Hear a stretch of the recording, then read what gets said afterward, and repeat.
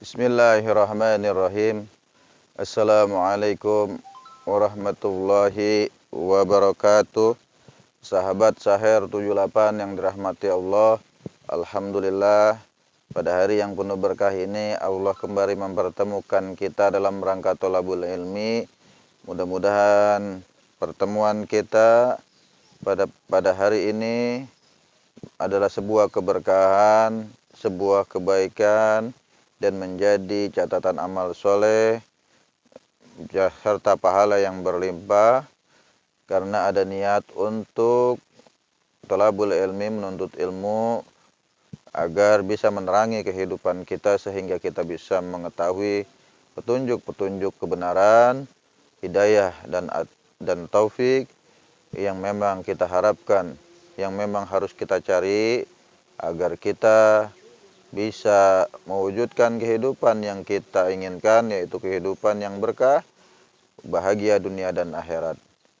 Al-Fakir atas nama pribadi mengucapkan kepada penonton, kepada sahabat Sahir 78, selamat menunaikan ibadah puasa. Mudah-mudahan amal ibadah puasa kita dari hari pertama hingga hari ini diterima oleh Allah dan diijabah dan dijadikan pahala yang berlipat ganda serta menjadi penolong kita nanti di yaumil mahsyar, di hari perhitungan amal baik dan buruk kita. Dan kita berharap semuanya akan mendapatkan buku catatan di tangan kanan kita dengan istilah dalam Al-Quran disebut Ashabul Yamin, yang memang kita harapkan semua bahwa kita mendapatkan kebaikan di akhirat kelak.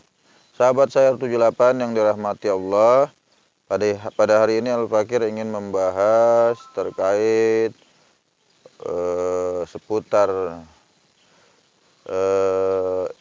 pengertian i'tikaf. Jadi i'tikaf dalam pengertian lugotan atau etimologi secara bahasa artinya al-istihbasu, yaitu memenjarakan, menghalangi, terhambat, terpenjara. Atau dengan istilah lain, para ulama mengatakan sebagai habsun nafsi anit tasarufatil adiyah. Habsun nafsi anit tasarufatil adiyah. Menahan diri dari segala aktivitas yang rutin dikerjakan. Ya. Maksudnya yang tadinya kita boleh bersenang-senang dengan istri, berzina, kemudian bermesra-mesraan, maka ketika kita niat i'tikaf 10 hari di bulan suci Ramadan, maka itu wajib ditinggalkan. Menjadi syarat wajib diterimanya i'tikaf kita. Kalau kita lakukan berarti kita sudah batal dalam niat ibadah i'tikaf. Karena pada hari ini kita sudah masuk puasa 10 hari terakhir di bulan suci Ramadan, di mana semua kaum muslimin menyibukkan diri melakukan aktivitas di masjid, ya. Secara istilah atau secara syara, i'tikaf itu adalah al-maqsu fil masjidi, berdiam diri di masjid, li ibadatillahi, dalam rangka ibadah kepada Allah, min syahsin mahsusin, yang dilakukan oleh orang-orang tertentu, bi sifati mahsusatin, dengan tata cara tertentu. Itulah pengertian, ta'rif, definisi dari i'tikaf secara etimologi dan terminologi. Sehingga kita bisa jabarkan bahwa i'tikaf adalah aktivitas berdiam diri di masjid, ya, melakukan ritual-ritual ibadah yang disyariatkan dalam Islam seperti zikir, kemudian sholat malam, kemudian baca Quran dan lain-lain, ya. 10 hari terakhir di bulan suci Ramadan menjadi harapan kita sebagai seorang muslim untuk mendapatkan satu malam, ya, yang lebih baik daripada 1000 bulan. Khairum min alfi sahrin. satu malam yang lebih baik daripada 1000 bulan, yaitu malam Lailatul Qadar. Ya, dalilnya mengapa kemudian umat Islam disunahkan untuk menghidupkan malam-malam 10 hari terakhir di masjid untuk beriktikaf, itu karena memang ada aktivitas Rasulullah Shallallahu Alaihi Wasallam dalam hal itu. Setiap 10 hari terakhir di bulan suci Ramadan, Rasulullah selalu melakukan i'tikaf. Tidak sedikit pun Rasulullah keluar dari masjid selama 10 hari sampai menjelang Idul Fitri. Sampai-sampai istri Rasul Aisyah radhiyallahu anha setiap hari membawakan makan untuk sahur dan berbuka puasa Rasulullah Shallallahu Alaihi Wasallam. Hadisnya diriwayatkan dari Aisyah radhiyallahu anha, an Aisyah radhiyallahu anha qalat annan nabiyya sallallahu alaihi wasallam, bahwasanya sungguhnya Nabi Muhammad sallallahu alaihi wasallam ya'takifu beriktikaf al-ashr al-awakhir 10 hari terakhir min Ramadan, di bulan suci Ramadan, hatta tawaffahu Allahu, sampai Allah mewafatkannya. Ya, summa i'tikafa, kemudian beritikaf azwajuhu, siapa istri-istrinya, mim ba'dihi, setelah meninggalnya beliau. Hadis ini menunjukkan bahwa memang pantauan istri Rasul Aisyah radhiyallahu an, Sayyidatu Aisyah radhiyallahu anha, Ummul Mukminin, bahwa Rasulullah tidak pernah meninggalkan amalan ini selama hidupnya. Ya, bahkan di tahun-tahun wafatnya beliau melebihkan i'tikaf selama 20 hari. Jadi di 10 hari kedua atau pertengahan itu udah mulai i'tikaf di masjid. Ya. Kalau dalam istilah aktivitas ulama thariqah atau ilmu tarikat, ilmu tasawuf, ini cocok. Makanya kita sebut namanya suluk. Jadi di bulan suci Ramadan itu Rasul melakukan suluk rutin 10 hari terakhir di bulan suci Ramadan dengan cara i'tikaf, ya. Kemudian amalan-amalan apa saja yang dilakukan saat beriktikaf di masjid? Di sini ada dua pendapat ulama, ya. Kalau kata Ibnu Al-Qasim, jadi aktivitas i'tikaf di masjid itu hanya sebatas sholat, zikir, baca Quran. Selain itu bukan aktivitas i'tikaf. Hal ini juga didukung Imam Syafi'i dan Imam Abu Hanifah, mendukung pendapatnya Ibnu Al-Qasim.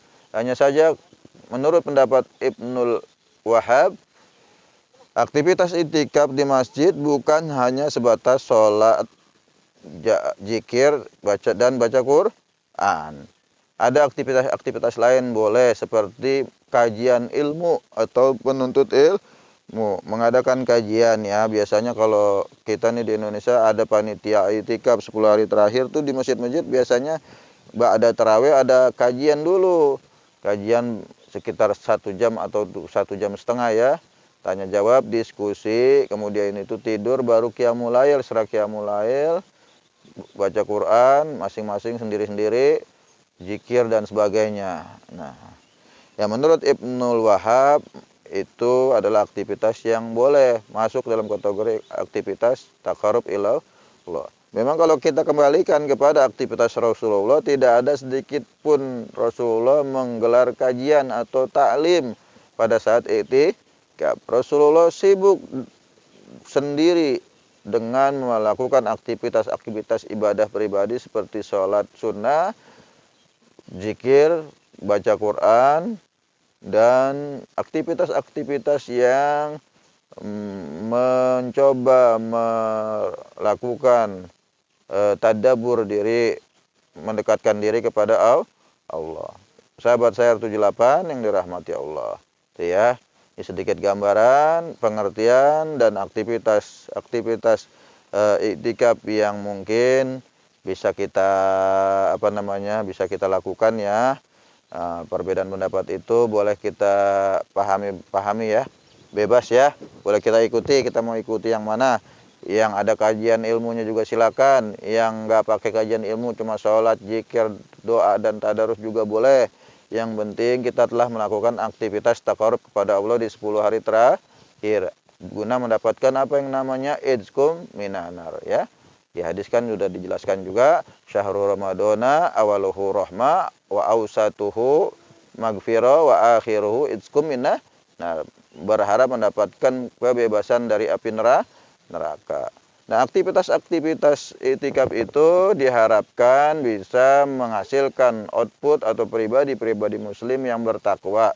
Pribadi-pribadi muslim yang bertakwa, lagi-lagi Al-Fakir sampaikan, adalah orang-orang yang mencintai ajaran Islam secara kafah, secara keseluruhan, sehingga tidak ada sedikit pun keberatan dalam menerima seluruh ajaran Islam, ya.